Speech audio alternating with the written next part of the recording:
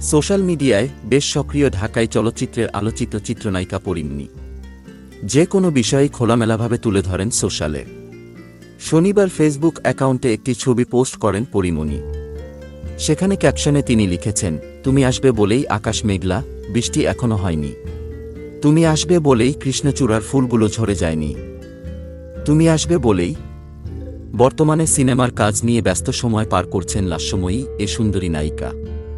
এজন্য কলকাতায় নিয়মিত যাওয়া আসা করতে হচ্ছে তাকে। এই সময় একমাত্র ছেলেকে নিয়েই সব সামাল দিচ্ছেন তিনি। পশ্চিমবঙ্গে ফেলু বক্সি সিনেমার কাজ করছেন তিনি। দেবরাজ সিনহার পরিচালনায় এতে তার সঙ্গে আরও দেখা যাবে টলিউড সুপারস্টার সোহম চক্রবর্তী ও অভিনেত্রী মধুমিতা সরকারকে।